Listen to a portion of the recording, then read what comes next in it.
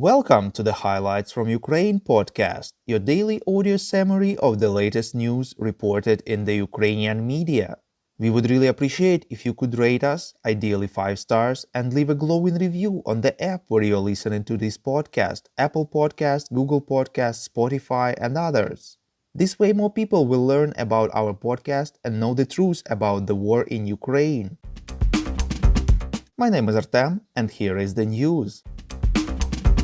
For 217 days, Ukraine stands strong against the forces of the Russian invasion. Russia conducted a massive missile strike against the city of Dnipro during the night, hitting residential areas, reports Ukrainska Pravda. According to the head of Dnipropetrovsk Regional Military Administration, Valentin Reznichenko, at least 3 people were killed, including 1 child, and 5 were injured, including a 12-year-old girl, in the result of the attack. Overall, more than 60 private houses and several high-rise buildings were damaged in the city. The market was destroyed, buses, cars and power lines were damaged. President Volodymyr Zelensky had a series of phone calls with other world leaders discussing the illegal and fake referendums held by Russia in the occupied territories of Ukraine and possible response to them, as well as defense and financial support for Ukraine, reports Interfax Ukraine. In particular, Zelensky spoke with the President of Turkey, Chancellor of Germany, Prime Minister of Canada, Prime Minister of the United Kingdom, Secretary General of the UN and President of the European Council. In his evening video address, President of Ukraine stressed that if someone in Russia thinks they can get away with everything they are doing in the occupied territory, if they are hoping the world will abandon its own values, frightened by another Russian announcement of annexation, they in Russia are wrong. Each subsequent escalating step by the occupier only confirms the fact that the world must act even tougher, believes Zelensky.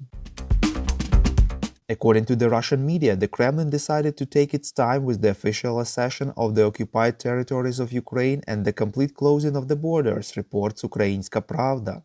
The reason for that is to avoid the anger of Russian citizens who are already dissatisfied with the mobilization. According to the media sources, everything will be annexed anyway, but without haste, and the Kremlin has not yet been able to convince the Russians that Russia needs these territories in principle. At the same time, one of the sources close to the Kremlin suggested that the delay in the official accession of the territories may be caused by the fact that the Russian authorities want to leave a gap for negotiations regarding Ukraine with Western countries but not Kyiv. The Kremlin may offer to leave Crimea, the territories of Donetsk and Lugansk regions within the actual borders of Russia. The Kherson and Zaporizhia regions may become recognized by Russia as states on the territory of which Russian troops are stationed. According to the source, this kind of deal may satisfy the Kremlin. The European Commission proposed the 8th package of sanctions against Russia due to its invasion of Ukraine and illegal referendums in the occupied territories, reports European Pravda.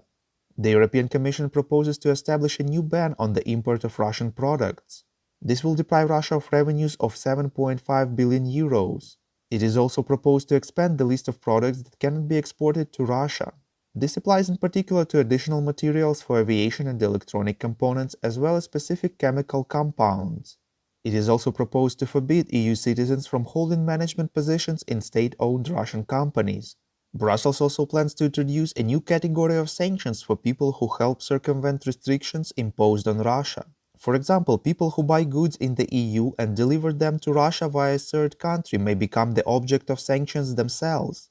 In addition, the EU will expand the sanctions list and introduce personal sanctions against representatives of the Russian Defense Ministry and representatives of the occupying administrations controlled by the Kremlin in the 4 Ukrainian regions where the fake referendums took place. European Commissioner for Neighborhood and Enlargement Policy Oliver Varhelyi visited Kyiv yesterday, reports Дзеркало Тижня. During the visit, he announced 500 million euros of budget support from the European Union that Ukraine received yesterday. According to Varhelyi, the aim of this aid is to reduce vulnerability and improve Ukraine's food security.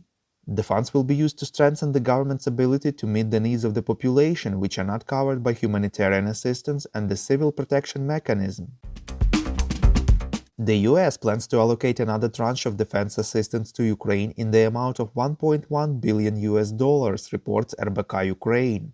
According to the US Defense Department, the new military aid package for Ukraine will include 18 HIMARS systems and ammunition for them, 150 armored Humvees, 150 tactical vehicles for towing weapons, 40 trucks and 80 trailers for transporting heavy equipment, 2 radars for unmanned aerial vehicles, 20 multi-purpose radars, protected communication systems, surveillance systems and optics, equipment for demining, body armor and other field equipment, training service and support.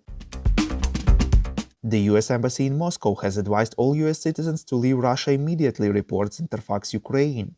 The embassy stressed that people with dual Russian and US citizenship may be called up as part of the partial mobilization declared in Russia, and departure from Russia may be restricted for such citizens. If you like what we do and would like to tip us, you can now do so directly to our PayPal. Check out the link in the description to this episode for more details. And as usual, you can subscribe to our Patreon. In gratitude for your help, we will give you access to a series of exclusive episodes on wartime life in Ukraine. We call on you to demand from governments of your countries to impose the toughest sanctions possible on Russia and its citizens to stop their invasion of Ukraine.